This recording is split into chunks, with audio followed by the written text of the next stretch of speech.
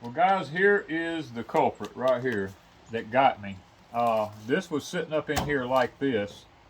Actually, yeah, it was like this. And when the log splitter came down, it went in right here. Well, I had my hand holding on the side right here.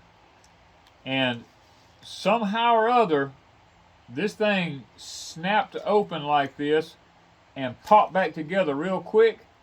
And I jerked my hand back and was letting it go ahead and push on down through it. And then that's when Dexter said something, and I looked at my finger. Well, I came back from the hospital yesterday evening and looked. The other part of my finger was stuck in between these two right here. Where this is pulled apart, my finger was stuck in between that right there, still stuck in there. I actually opened it up and took the end of my finger out of it. The thumbnail and all was still on it, stuck right in between it right there. And you see, that is let me see if I can pull it apart. You see that void spot right there? How dark it is? That was not growing in the tree. That was a hollow spot in the tree. This is what happens when you have timber where we live at where there's hurricanes. That's called stress in a wood.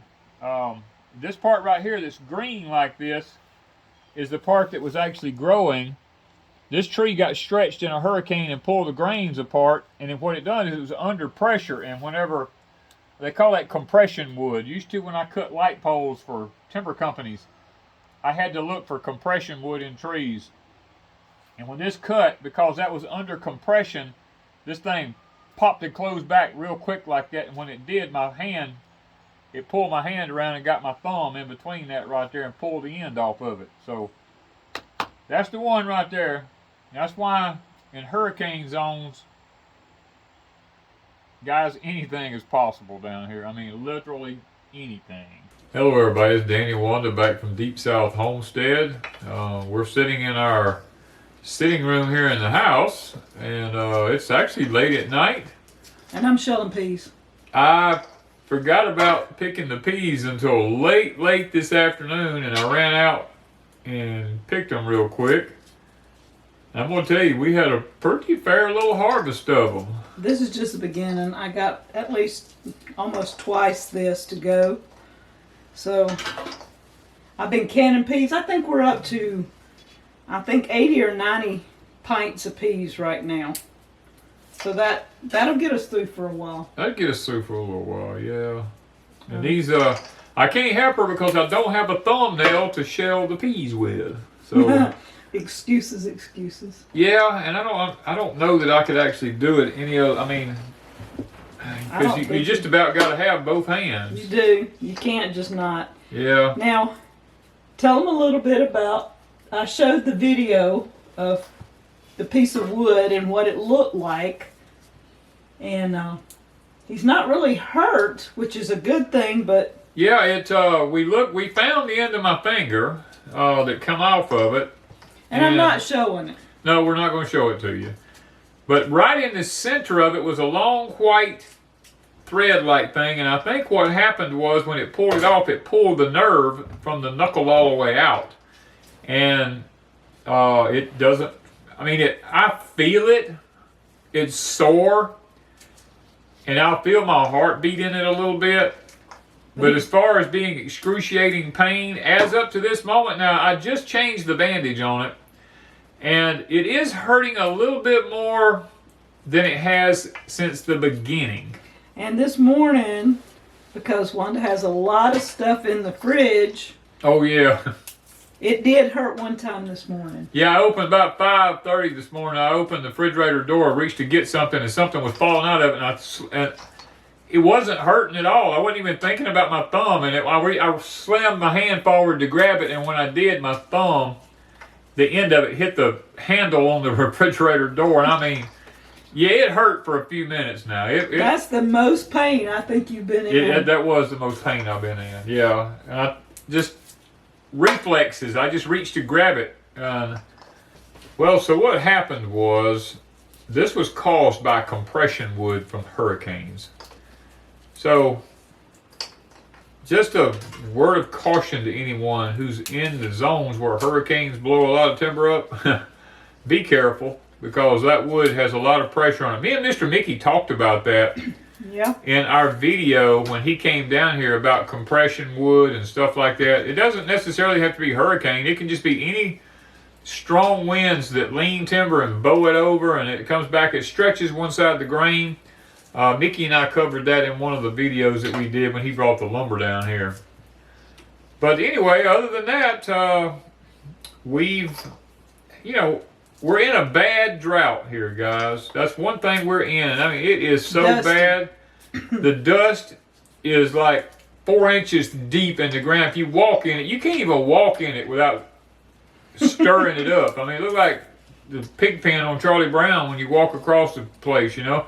All the grass is brown most everywhere. A lot of the trees are starting to die. Yep, well, some of the trees, the pasture, there is nothing for the cows. I'm having to go through the property and take my tractor right now and just knock over different types of bushes and stuff like that so those cows can feed up on the leaves that's up in the tops of them.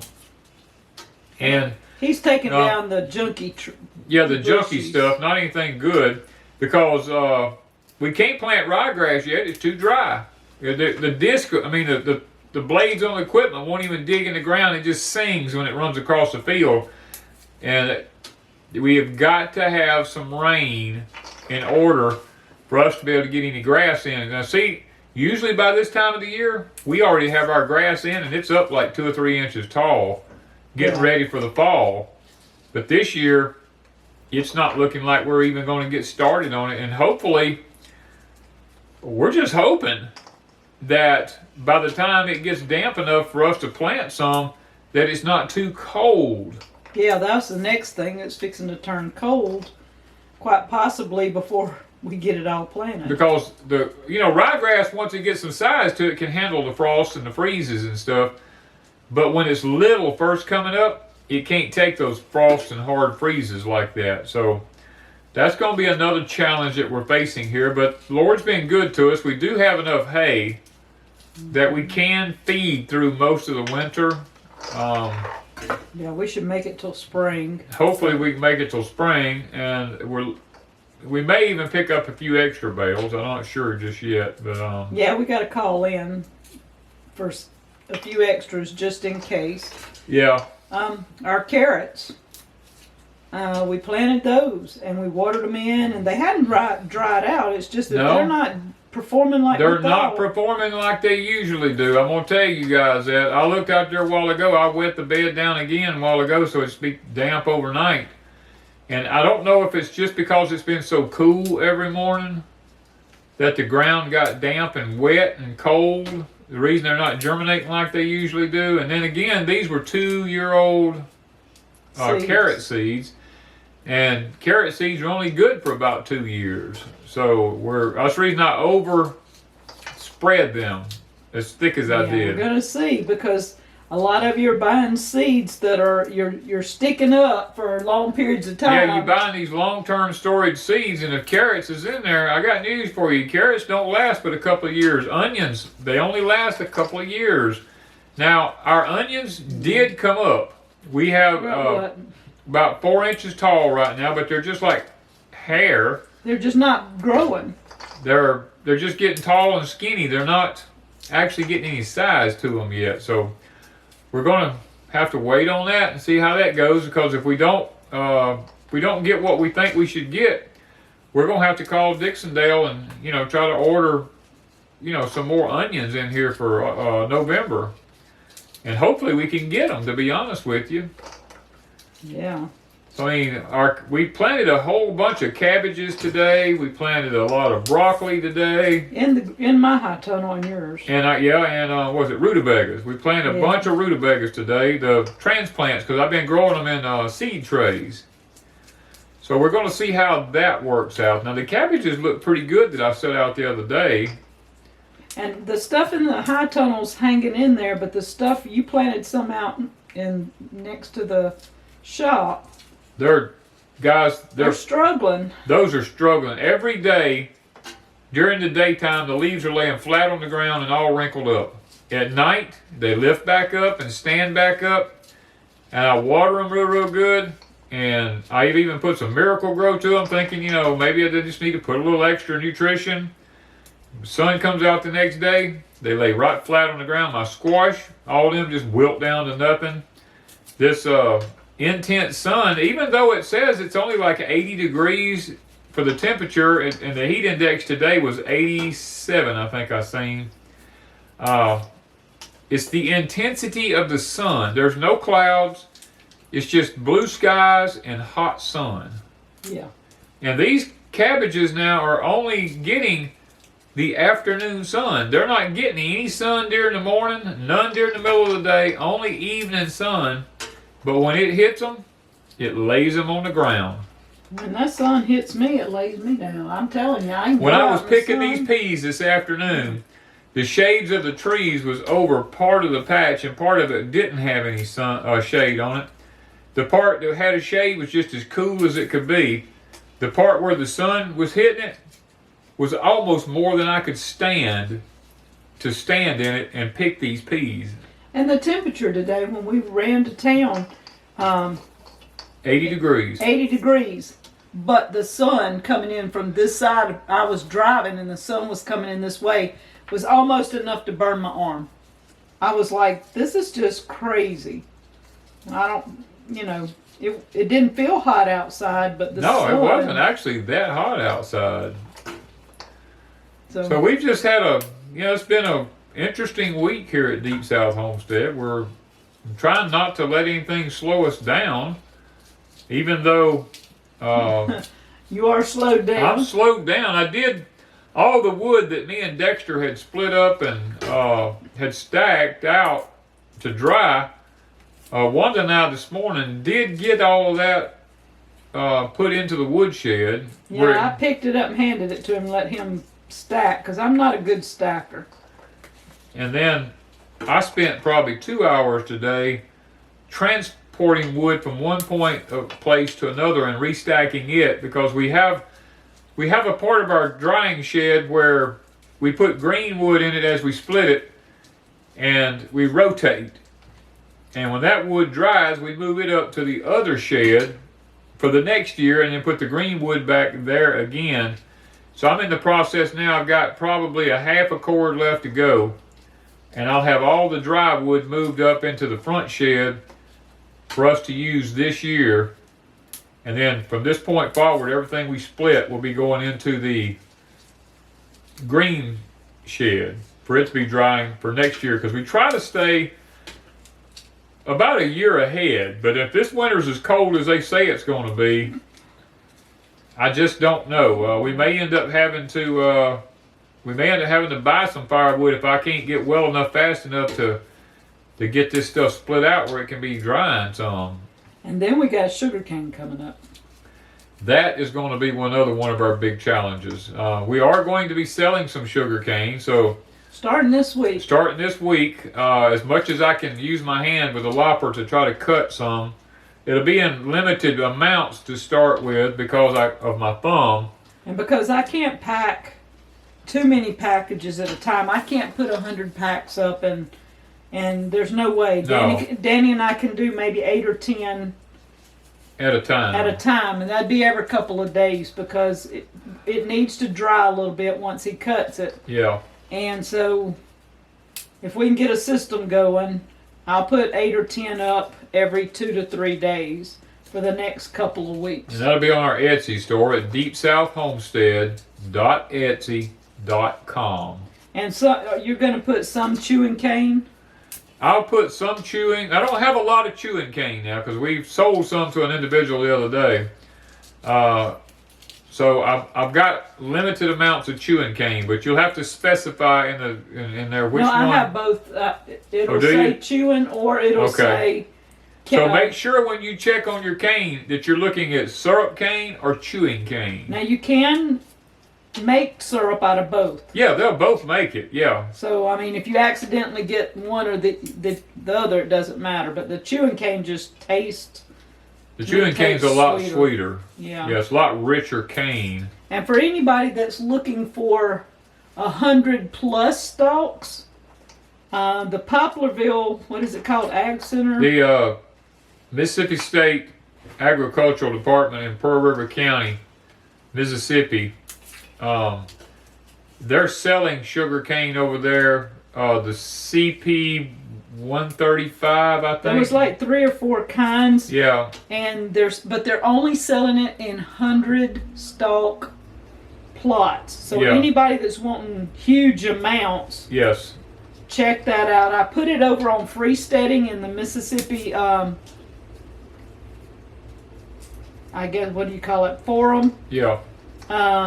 It's listed there. It gives you the address, plus it gives you the phone number. So check on freesteading.com and go to the Mississippi thing, and it does have where you can find 100+ stalks. They do not sell any less than that. Less quantities. And they don't ship. No, they don't ship. You have to go there and pick it up. But yeah, if you're looking for a large amount, that would be the way to go. I did that years and years and years and years and years ago. And back when we made, like 100 gallons of syrup a day, we had huge patches. And I had actually had some of that cane. And I think there was a point in my life where I had some issues and I couldn't get to it. And it actually froze. And I had to start all over with what I got now. And I don't actually know what kind of cane this is. I got it from an elderly gentleman. It was growing in his yard in a giant clump, and I saw it there and just asked him, what was he going to do with it? And he said, I'll sell that mess to you if you want it. He said, better yet, I'll just give it to you. And so, free's good. So that's where I got my sugar cane from him. He said it was an old variety that they had for years, and I just been keeping it going ever since. Now the chewing cane, I actually purchased that from a gentleman probably 25, maybe 30 years ago, and it did not freeze. I was able to salvage some of it, but the other actually froze. So I still have the original chewing cane. And I did have some blue ribbon, but it froze along with the other, and I wasn't able to salvage it. So that's one thing that'll be coming up. Tomorrow, we're going to be squeezing muscadines and scuppernongs. Yes, we're going to be getting the juice. We've got to start getting them out of the freezer.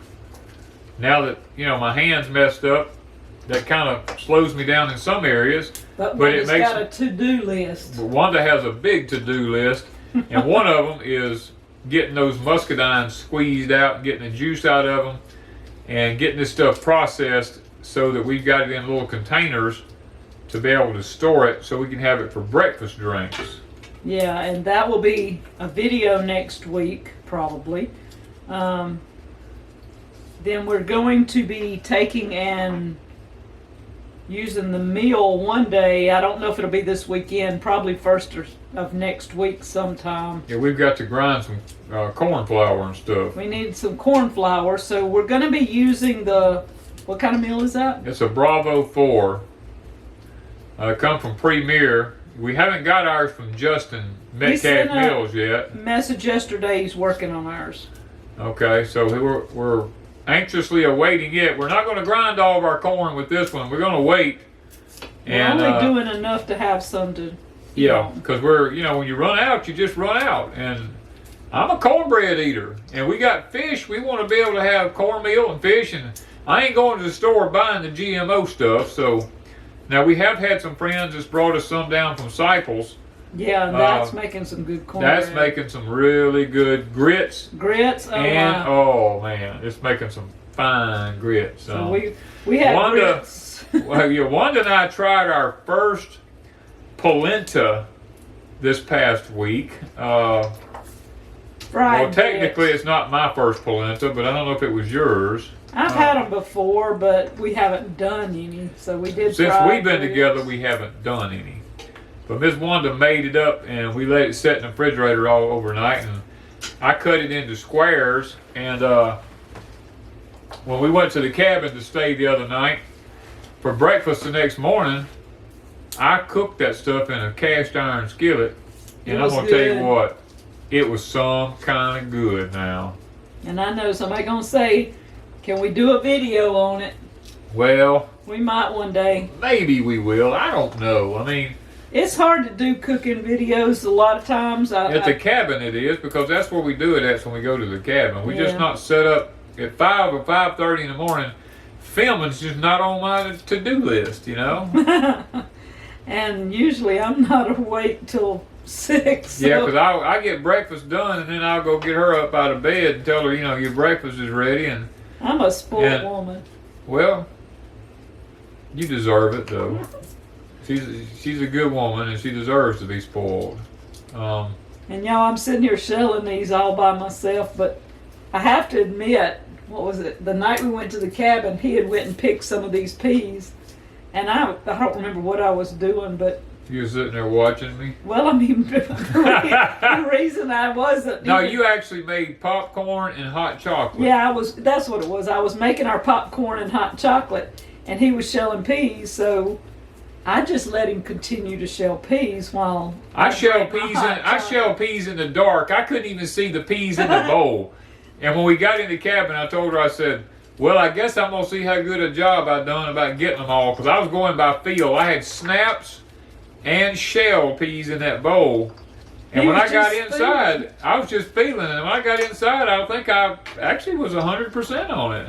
I did find a leaf over it. Oh, did you find? Yeah. Okay. You didn't get the leaf out. I didn't get the but, leaf out, but you know, we have fun. We enjoy going to the cabin, and you know, Danny's trying to wind some projects down, and so they may be winding me down. yeah, and we're slowly getting things finished, and we do intend to be a little bit on the, I guess, lazy side for Deep South. Well, we've been negligent in some areas, and we've been overzealous in other areas. Yeah. And the whole idea of this is trying to better prioritize what we're doing. And, you know, when the devil knows we're trying to do this, that's what happens. He steps in and causes these accidents like this, trying to hinder us. And I'm not going to let it hinder me if I can help it. You know, I mean, as long as I can keep this thing, you know, not infected or something like that, I'm going to keep on doing what I'm doing. Now, today was a challenge for me because I was installing some front and rear lights on Ms. Wanda's new Kubota side-by-side she's got. And I'm going to tell you, you don't realize how much you need that other thumb until you start getting underneath a piece of equipment, running electrical wires through chassis and stuff like that. He couldn't feed it through. I can't get my hands up in there because I can't feel that thumb, and it's all, you know, even though I power washed it all up under there, it's still not. There's places it just ain't the cleanest. And I offered to help, but I didn't know what he was doing, and so I stood and watched him a few minutes, and I come back in and done my stuff in the house because he didn't offer to. He didn't need my hands. No, I mean. But he managed to do a lot with the thumb stuck out. Yeah. You know. We had ordered some switches and some wire and stuff like that. I already had the lights and everything, and they're the LED lights because the regular lights that comes on these things are okay, but they're not what I like. When I turn the lights on my Ranger or this side by side she's got, I want it to look like the sun come up. And I've needed the backup lights because they don't come with a backup light. Ain't that weird? And like almost every night, one of us has got to go shut the gate, and it's usually this time of the night, and it's dark already. And so to back out from under the carport, I had no lights on the Ranger. And I told him, I said, I really need lights. But when we found the Kubota, and it's a 2014. We didn't get a new one. We got an older one, but I like the way it does. It's got 2 seats and it's diesel, and we like a lot of the features. But what I liked about it, it's got the same motor in it that my tractor's got. Yeah, it does.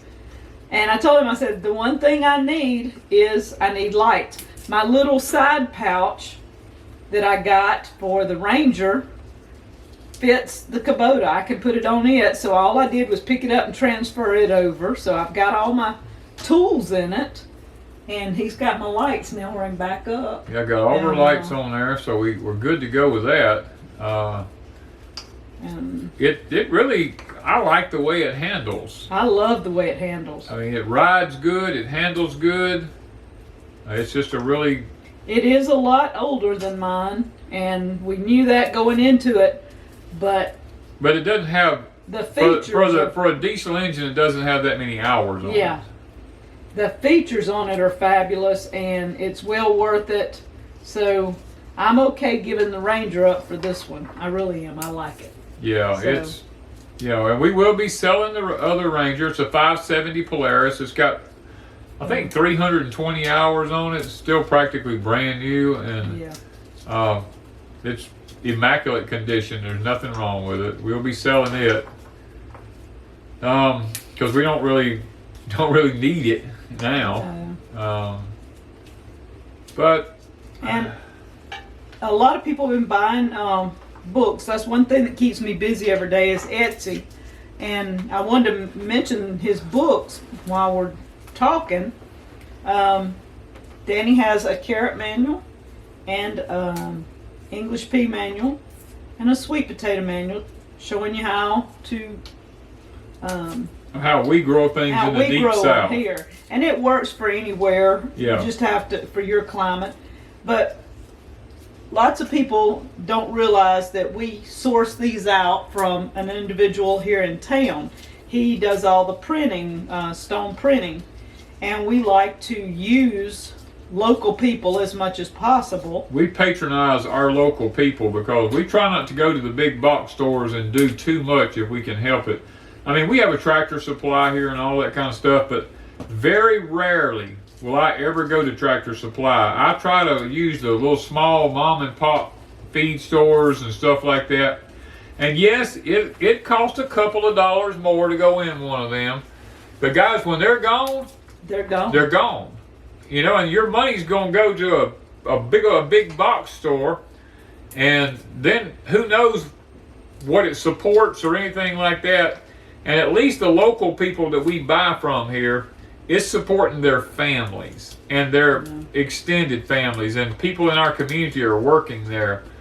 And we try to keep our dollars here at home. We try not to spend anything. I mean, we do have to get some things. Mm-hmm.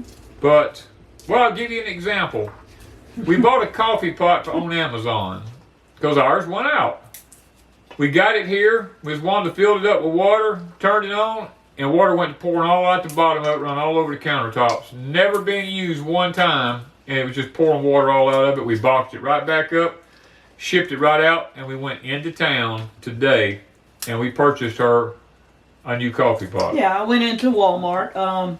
We do have dollar stores here, but most dollar stores don't carry that kind of stuff here. And so you have to kind of pick and choose Walmart and Tractor Supply and some of these others when your small stores do not have what you need.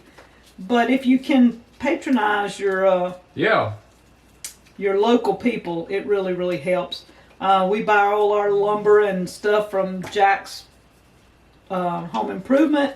We go over to Alexander's hardware for a lot of the hardware. Comes to bolts, nuts, electrical, all that kind of stuff. I paint, anything like that, I go to them. I probably pay a little bit more. But if we didn't, we would have to drive to Hattiesburg or to the coast for a Lowe's or a Home Depot. Yeah. And that's an hour drive in any direction. Yeah, it's just not worth it. No, it's not worth it for us. So to use the people locally saves us time, and it might cost $1 or $2 more, but we like helping out other people. By the time you figure the gas and the wear and the tear on your vehicles, your time to travel somewhere, it's really not worth it, to be honest. Yeah, and that's one thing that freesteading's all about. Freesteading.com is trying to pull people together as a community. And even though we live all over the United States and some all over the world, we even have international people there. Yeah. it's about helping one another with knowledge and skills, and eventually the marketplace where you can sell the things that you make on a storefront. And we like to encourage each of you to go over to Freesteading. Still in the beta stage. Yep. Don't give up on it, because once the app is there, a lot of it will be a whole lot easier to get into. Now, if you lose your password and forget your passwords and stuff like that, there is a process you can go through to get your password back. Info@freesteading.com, I think, and they can help you out. And we've got some neat things coming up for the holidays. So if you're not on Freesteading, you won't know what all's going on. So you have to join up to see what's going to be happening over the holidays. Some interesting things for the children. And for adults. And for we're adults, going to have some things there. And we're going to be adding more people, more community leaders in the future. So stay tuned to see who the next community leaders are, because we're always interested to see who they are. We wait each week to see who's added and who's not added, and who they are. Some of them we know, some we don't know. Yes. This past week they added Goshen Prepping, and we have met. They've actually out been of Goshen here. They came to our house one time when we had a gathering. They were here, and we got to talk to them for a little while. So they are the newest member of Freesteading.com. And we're just anxiously trying to get as many people over there as we can, because once we get to, is it 25? I don't remember the numbers. 25,000, we can get the app or something like that. No, the app's already being done. Okay. They just hadn't turned the switch on. It's but still in beta. I thought you had to have so many before you could turn the switch on. Yeah, before he actually makes it go. But the app they can do now. Yeah. Beforehand, I think. Something like that. Well, I have the icon on my computer, but the icon doesn't necessarily work right now because it's in beta stage. It will work only until your computer updates, yeah. And then it'll shut it off, and then you have to re-sign in again. So I just sign in every time. Yeah. Now that sign in every time will go away once we get the app. I mean, all that. There's lots of things. You see everybody's feeds and all that kind of stuff right now, but once the app is installed, you will only see the things that you want to see. Yeah, the people that you connect with, the people that you follow as community leaders. In the future, it'll be similar to Facebook in that way. You don't see everybody's feeds. You'll see the ones you want to see. And so that's a work in progress. It'll be there coming soon in 2023. Coming soon, yep. So guys, we just wanted to give you a little update, and while I was shelling peas, because I told him I had to get these done, and it just irritates me that I can't shell peas. I may try here in a minute, but he didn't want to do it on camera. Yeah, I mean, it's kind of difficult. I learned today to use these 4 fingers to do a lot of stuff with, and because I am ambidextrous, I can use either hand. I think at the end I'll put on here him tying his shoes. He actually, yesterday late, I had to tie his shoes. He had taken them off to lay down for a little while, and then he decided to get up and go back out with me. We went out to hunt animals at night. And so he couldn't tie his shoes, and I didn't film that. I tied them. But this morning, I actually filmed him tying his shoes with his thumb stuck out and him using my fingers, because I sit down and I looked at my fingers and I figured out how to use my fingers to do it, and it didn't take me but just a second to figure it out. But you learn to do what you got to do. Yep, you learn. That's right, you do. Well, it's like they always say: you assess the situation, you adapt to it, and then you overcome. So that's always been my mentality throughout my whole life, and I've always lived by it, and I will continue to live by it. All right, guys. This is not the first time that he's been handicapped and been. No. I mean, He's been in the hospital multiple times. He's had to learn to walk a few times. Yep. He's had to overcome a lot. A lot of obstacles in my life. I don't never look at something as a problem. I look at it as a challenge. And what do we need to do to fix it? Yep. So we're going to continue to press forward, guys, here at Deep South Homestead. And I hope that y'all will do the same thing as the days get shorter and they get colder. I'm hoping and praying that you're prepared for the cold weather that lies ahead of us. So, thank you guys from Deep South Homestead.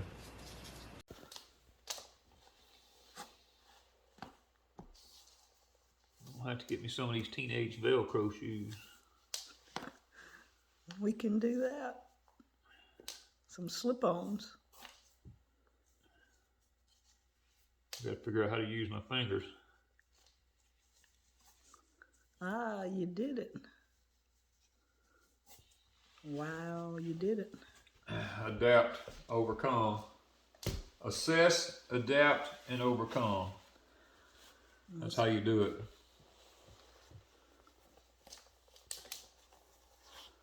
Just keep the thumb out the way. You have to learn to use your other fingers. I'm ambidextrous anyway, so.